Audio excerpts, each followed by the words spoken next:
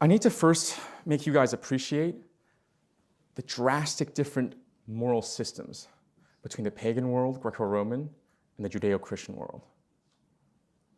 For the Christians, the meek shall inherit the earth. How does the Iliad begin? It begins with an ode to force, Sing Muse, Wrath of Achilles. The pagan gods, from the perspective of the Christians, are completely immoral. They're envious, they're jealous, they're barely more mature than little children, and they treat us mortals like playthings that they just kill and rape.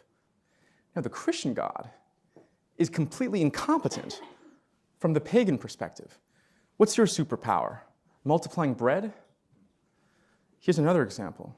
Chastity, we're going to talk a lot about chastity today, is a high value, it's a high virtue in Christianity. But its sexual prowess, that is what is lionized in pagan myths. Think about Hercules going to Thespia and having sex with all 50 of the king's daughters in one night, right? That's what's celebrated.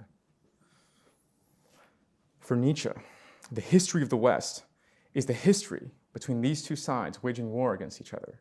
I quote to you Nietzsche himself, Rome against Judea, Judea against Rome. So far, there has been no greater event than this battle. And it's a battle that has raged on for millennia, according to Nietzsche, with Christian morality securing an early victory in the conversion of Constantine and its installation of the papacy in Rome. But what you need to know about this battle is that the battle lines are not as clear as they first may seem. For example, the Renaissance and the Protestant Reformation both are nominally Christian events. But the Renaissance, because it emphasizes sensuality, right? Think about all the nude art and the nude sculptures, represents Rome for Nietzsche. Whereas Protestant Reformation, which represents a tightening of the screw of religious prohibitions, that represents Judea. So which side you actually fall on is not going to be what sides you advertise you fall on, but it's what kind of values you uphold.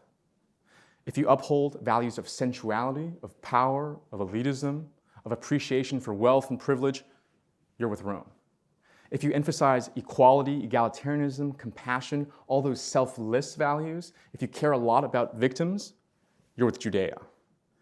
And so the irony is, Nietzsche thinks that most people and most movements in modernity are Christian through and through, even if they don't realize it.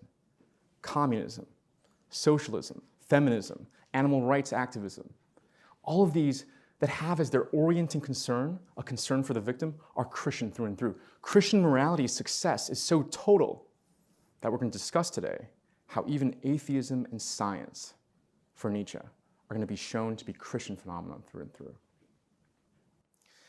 That would be getting a bit far ahead of ourselves. I want to return to our orienting question. How did Christian morality secure such a total victory?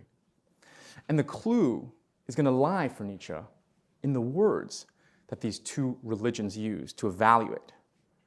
Christian morality, slave morality, evaluates things good and evil. Pagan morality evaluates things good and bad. So Nietzsche is a philologist. That's the discipline that he received training at. And philology is the study of the development of languages.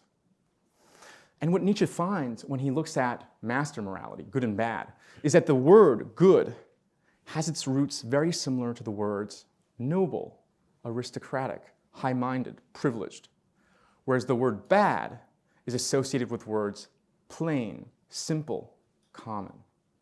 For example, the German word for bad is very similar to the German word for plain and simple. And what that tells Nietzsche is that master morality, when they evaluate, their first act of evaluation is self-affirmation. They are the masters. They look at themselves and they say, I'm privileged, I'm an aristocrat, I'm beautiful, I'm powerful, I am good. And then they turn to the slaves and they say, well, you're none of that. And so you're bad, you're plain. Again, bad is not the presence of something in the way that evil is. Bad is the absence of something. But the slave morality, does not evaluate in this way. Slave morality establishes the word evil first. And Nietzsche's key insight is that what the slaves label as evil is precisely what the masters label as good. because the slaves are jealous of the power of the masters. They're envious, they're resentful. Again, think back to my own example. Think back to the example of my progressive acquaintance. And so, they turn these virtues into vices.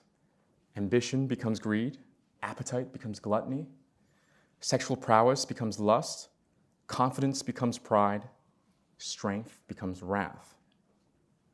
Okay, so where does slave morality get its concept of good? We know how it got its concept of evil.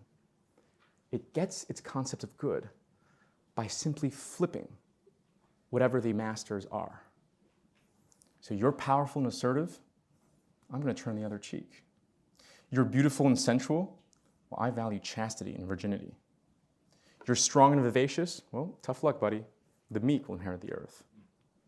You are wealthy and privileged, well, it'll be harder for you to enter heaven than a camel through the eye of a needle. The slaves, they don't hold values for their own sake, but only as a moral weapon against the masters. Again, think back to my progressive acquaintance. What's core, what's primary for him is his hatred of the rich. And so whatever is the opposite of that, it doesn't matter. Is it socialism? Is it communism? Is it welfare? It doesn't really matter. Whatever is the opposite of that, he's going to align himself to. So for Nietzsche, this is the big difference between the master and the slave mode of evaluation. The master defines good in himself. Whatever is not that is bad. The slave defines evil in the master. And whatever is the opposite of that is good. And the slave mode of evaluation for Nietzsche is going to be the origin of both Christian morality and egalitarianism. And he wants us to see its perversion. He wants to change our tastes through three ways. The first is by pointing out the internal psychology of the slaves. The slaves, they're negative. They're naysayers, right? Because their primary act of evaluation is to say, power, bad. Beauty, bad. Wealth, bad. Privilege, bad. They don't stand for anything. They only stand against things. And as a result, their own internal psychology is of a seething hate. It's of loathing. It's of envy. So what about the master's internal psychology? Well, the masters, they're yes-sayers, right? Their first act of evaluation is to say, I'm awesome, I'm beautiful, I'm strong, I'm rich, this is awesome. And what this surplus of confidence provides for the master is that the master becomes somewhat indifferent, a cool nonchalance to the external world. He embraces danger. He's not easily offended at all. And even when he commits atrocities, he walks away cheerful. I quote to you Nietzsche.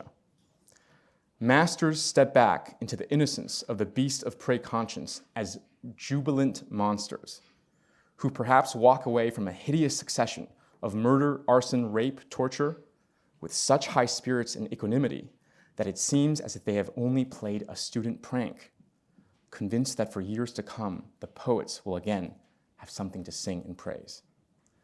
The picture that Nietzsche paints of the master is of this joyful brute.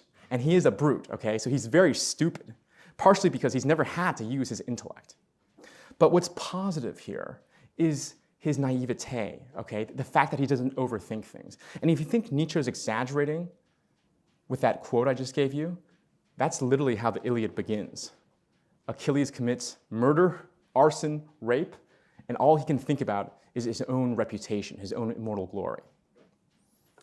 So the best way to think about Nietzsche's master is your high school jock, okay? He's a physical specimen. He's on top of the social pecking order. He loves danger, extreme sports, drunk driving, body checking people in hockey. He bullies people, not because he's mad, but for him, it's fun to shove someone into a locker.